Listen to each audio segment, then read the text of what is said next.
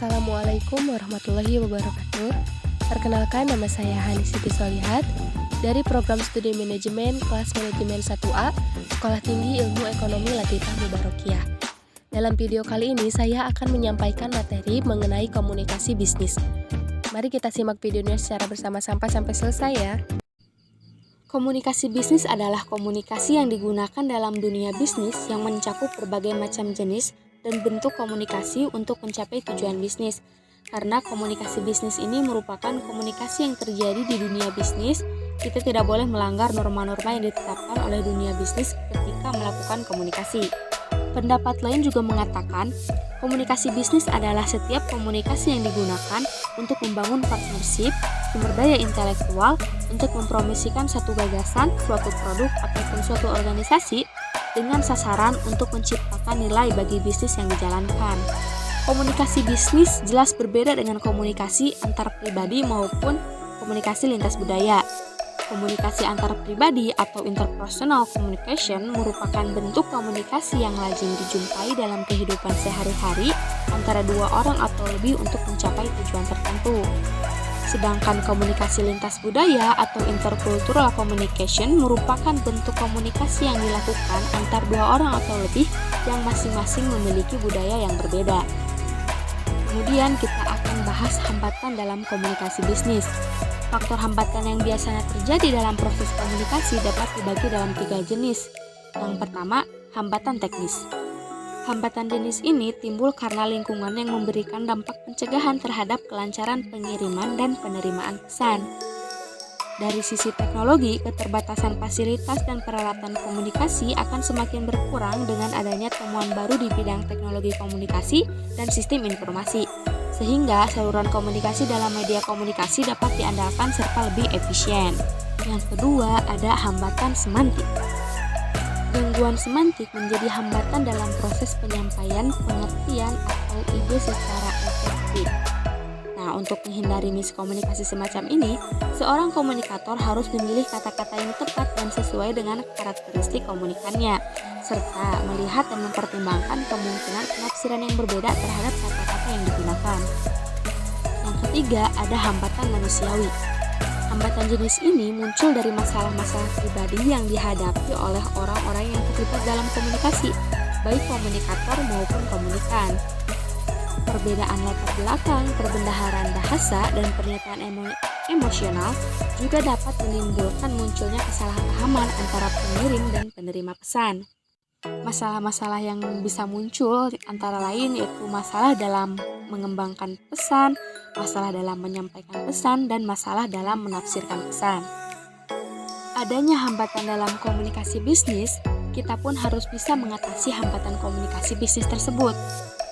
Nah, dalam proses komunikasi, semua pesan atau informasi yang dikirim akan diterima dengan berbagai perbedaan oleh penerima pesan, baik karena perbedaan latar belakang, persepsi budaya, maupun hal lainnya. Nah, untuk itu, suatu pesan atau informasi yang disampaikan hendaknya memenuhi 7 syarat atau dikenal juga dengan 7C.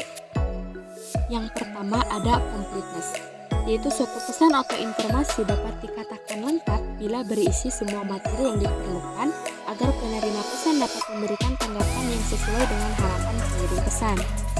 Yang kedua yaitu conciseness, yaitu suatu pesan dikatakan konsis bila dapat mengutarakan gagasannya dalam jumlah kata sekecil mungkin, singkat, padat, dan jelas tanpa mengurangi makna, namun tetap menonjolkan gagasannya. Yang ketiga yaitu consideration atau pertimbangan. Nah, penyampaian pesan hendaknya menerapkan empati dengan mempertimbangkan dan mengutamakan penerima pesan. Yang keempat yaitu concreteness. Penyampaian pesan hendaknya disampaikan dengan bahasa yang gamblang, pasti, dan jelas. Yang kelima ada clarity, yaitu pesan hendaknya disampaikan dengan bahasa yang mudah dimengerti dan mudah diinterpretasikan serta memiliki makna yang jelas. Yang keenam, courtesy, yaitu pesan disampaikan dengan gaya bahasa dan nada yang sopan akan memupuk hubungan baik dalam komunikasi bisnis. Dan yang terakhir ada correctness, yaitu pesan hendaknya dibuat dengan teliti dan menggunakan tata bahasa, tanda baca, dan ejaan dengan benar. Selanjutnya kita akan bahas mengenai indikator keberhasilan komunikasi bisnis.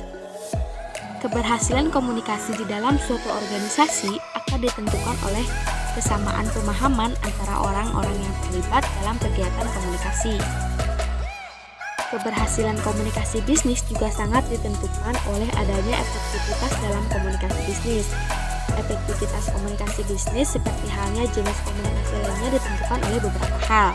Yang pertama ada persepsi, yaitu komunikasi harus dapat memprediksi apakah pesan yang disampaikan dapat diterima komunikan. Yang kedua yaitu keberhasilan teknologi informasi dan komunikasi. Yang ketiga yaitu ketepatan. Komunikan atau audiens memiliki kerangka pikir agar komunikasi yang dilakukan tepat sasaran. Yang keempat ada kredibilitas, yaitu dalam komunikasi komunikator perlu memiliki suatu keyakinan bahwa komunikan dapat dipercaya. Sebaliknya, dia juga harus bisa mendapatkan kepercayaan dari komunikan. Yang keempat ada pengendalian. Dalam komunikasi, komunikan memberi reksa atau umpan balik terhadap pesan yang disampaikan. Reaksi ini harus bisa diantisipasi sekaligus dikendalikan oleh komunikator sehingga tidak melenceng dari target komunikasi yang diharapkan. Kemudian yang keenam yaitu kecocokan. Komunikator yang baik selalu dapat menjaga hubungan persahabatan yang menyenangkan dengan komunikan.